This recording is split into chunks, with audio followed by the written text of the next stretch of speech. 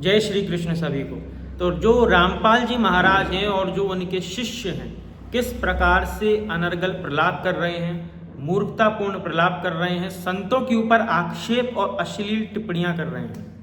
उनकी वीडियो भी मैं आपको दिखाऊंगा कि किस प्रकार से ये लोग गलत गलत अर्थ करके शास्त्रों का और किस प्रकार से समाज को दिशाहीन कर रहे हैं। ऐसे लोग सनातन धर्म के लिए कुष्ठ रोग की भांति हैं।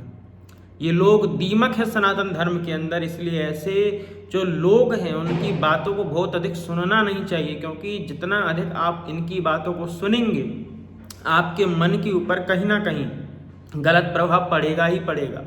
क्योंकि अच्छी बात का उतना प्रभाव जल्दी नहीं पड़ पाता जितनी गंदी बात का पड़ जाता है। इसीलिए माता पिता अपने बालकों से कहते हैं कि बेटा तुम बुरे लोगों से दूर रहना। क्यों दूर रहना? क्योंकि बुरी आदतें बहुत जल्दी लग जाती हैं। बुरी आदतों में परिश्रम करने की आवश्यकता नहीं पड़ती है, किंतु अच्छी आदतें लगने में देरी लगती है, समय लगता है, स्वीकार करने में समय लगता है, क्योंकि उनको स्वीकार करने में परिश्रम लगता है। किंतु बुरी आदतों को स्वीकार करने में कोई परिश्रम नहीं है। आप अभी सड़क पर चले जाइए तो धूल मिट्टी अपने आप आपके चेहरे पर आ जाएगी उड़ करके। क्या आपको कोई परिश्रम करना पड़ा? किंतु उसी धूल मिट्टी को हटाने के लिए आप अपने घर में साबुन इत्यादि से नहाएंगे, उसको रगड़ेंगे शरीर को। तो इस प्रकार से धूल मिट्टी हटाने में मेहनत है, लगाने में मेहनत नहीं है। लग अपने आप जाती है, हटाना आपको स्वयं पड़ता है। स्वच्छ शरीर को स्वयं करना पड़ता है, किंतु आपको शरीर को गंदा नहीं करना पड़ता।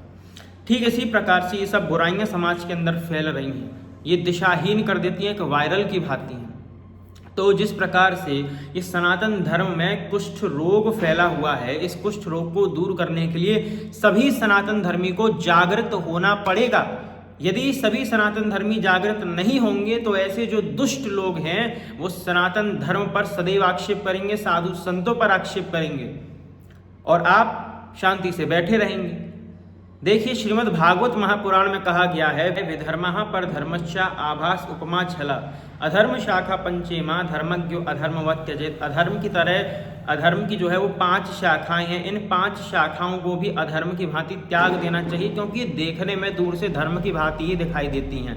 जिसमें विधर्म का अर्थ बताया है कि किसी कार्य को धर्म बुद्धि से करना, किंतु अपने धर्म में बाधा पड़े, इसको कहते हैं विधर्म। और परधर्म जो होता है वो किसी और का धर्म होता है। आभास जो होता है किसी और के द्वारा उपदिष्ट धर्म होता है, जिसको हम स्वेच्छाचार से स्वीकार कर लें, इसको कहते हैं आभास।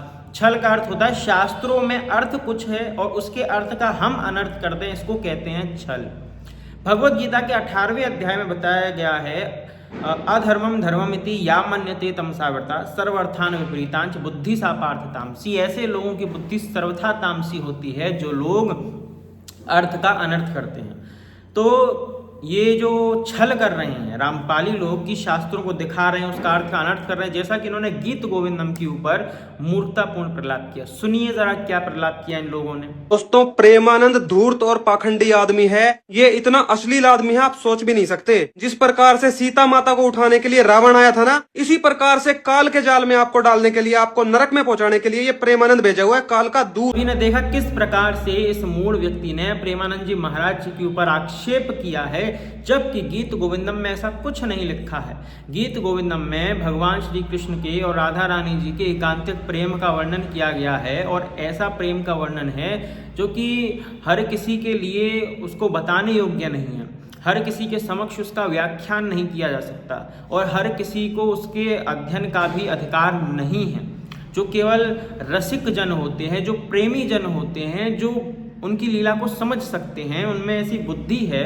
क्योंकि भगवान कृष्ण गीता में कहते हैं ददामि बुद्धि योगम तम, क्योंकि मैं ही तुमको बुद्धि प्रदान करता हूँ। तो उनकी दी हुई बुद्धि के माध्यम से ही उनकी लीला समझ में आ सकती है, अन्यथा नहीं आ सकती है। तो ऐसे जो ये रामपाली मूर्ख चेले हैं, ये लोग केवल अश्लील टिप्पणियाँ ही कर सकते हैं संतों के ऊपर, क्योंकि इनके स्वयं के महाराज भी ऐसे ही हैं और ये स्वयं भी ऐसे ही हैं, जहाँ तक हमारी दृष्टि जा रही है। क्योंकि इनके ग्रंथों में जो बातें लिखी हैं, इससे तो यही सिद्ध होता है। क्योंकि जब ये लोग हमारे संतों के विषय में बोल सकते हैं, ये किताब दिखा करके कि देखो देखो ऐसा लिखा, तो तुम्हारी किताबों में नहीं लिखा। हमारी ग्रंथों में जो लिखा है वो तो तुमने गलत अर्थ करके दिखाया है, किंतु तुम्हारी किताबों में जो लिखा है वो तो न तो वेदों में प्रमाण है, ना किसी पुराण में प्रमाण है। जो तुम अपने यहाँ पर लिखते हो गायत्री देवी के विषय में अनर्गल टिप्पणी, हनुमान जी के विषय में, माता दुर्गा के विषय में अनर्गल टिप्पणी, और भगवान श्री कृष्ण के विषय में कि उनके शरीर में काल ब्रह्म घुस गया। कौन सा काल ब्रह्म भगवान कृष्ण के शरीर में घुसा, जरा बताओ। कौन सी पुराण में लिखा है, कौन सी वेद में लिखा है, जरा बताओ। हर स्थान पर जहां कवि आएगा वहां पे तुम कबीर जी को कर दोगे।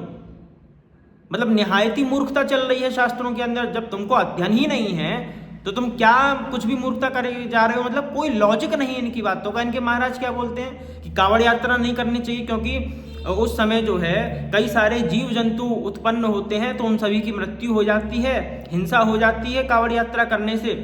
तो तुम्हारे सत्संग के अंदर जितने भी लोग आ रहे हैं, किसी माध्यम से आ रहे होंगे, ट्रेन से आ रहे होंगे, बस से आ रहे होंगे, ऑटो से आ रहे होंगे, कोई दूर होगा प्लेन से आ रहे होंगे, तो उन सभी को कह दो भाई कि तुम मत आओ हमारे सत्संग में, हमारे भवन में मत आओ, यहाँ पे भी हजारों जीवों की हिंसा हो रही होगी।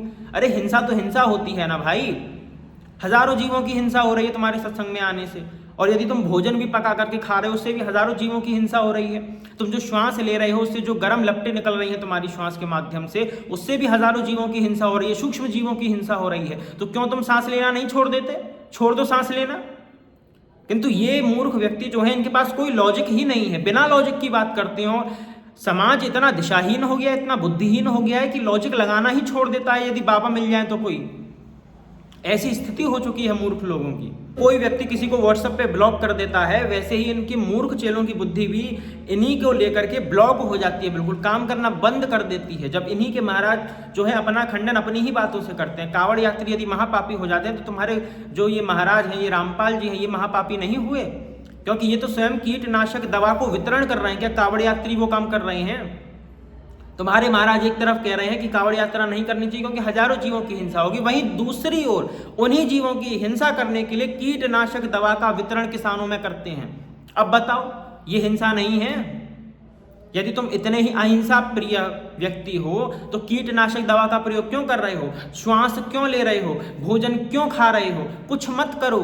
और तुम तो भाई पूर्ण परमात्मा हो तुम्हारे चेलों के अनुसार, तुम्हें तो भोजन की आवश्यकता नहीं है, श्वास लेने की आवश्यकता नहीं होनी चाहिए, तुम तो परम सिद्ध होने चाहिए, तुम्हें तो इन सब वस्तुओं की, महल की और धन की कोई आवश्यकता नहीं होनी चाहिए, किंतु फिर भी तुमको आवश्यकता पड़ रही है। तुम कैसे पूर्ण परमात्मा हो?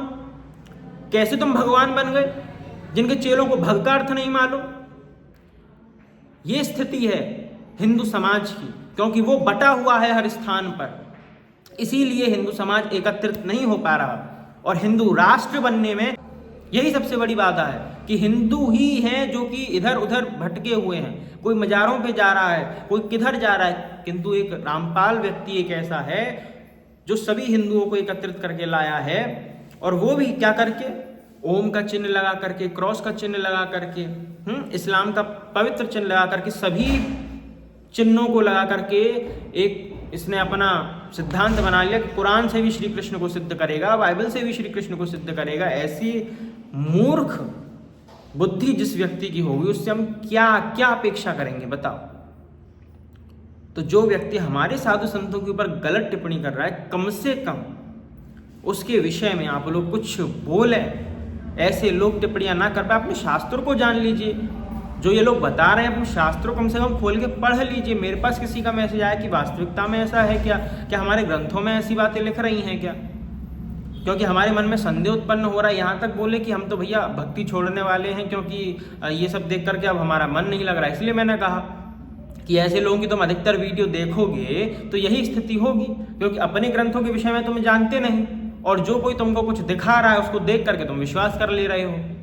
मीडिया की स्थिति अभी क्या है? जो मीडिया दिखाती है उस पर तुम विश्वास कर लेते हो, क्रॉस चेकिंग तुम करते नहीं हो। तो यदि ये स्थिति यहाँ तक तुम्हारा डाउनफॉल है तो तुम जो है अपने धर्म की रक्षा करोगे बताओ? कैसे तुम सनातन धर्म की रक्षा करोगे? सर्वप्रथम सनातन धर्म की रक्षा तो छोड़िए, पहले अपने धर्म ग्रंथों को पढ़िए, अध्ययन कीजिए परंपरा से, पहले जानिए कि रहस्य क्या है, सत्य क्या है, आचार्यों से जुड़िए। पहले इतना ही कर लीजिए, आगे की प्रक्रिया तो बहुत दूर की बात है। तो ये जो गतिविधियां चल रही हैं ना, इन सबसे थोड़ा सावधान रहिए। जय श्री कृष्ण।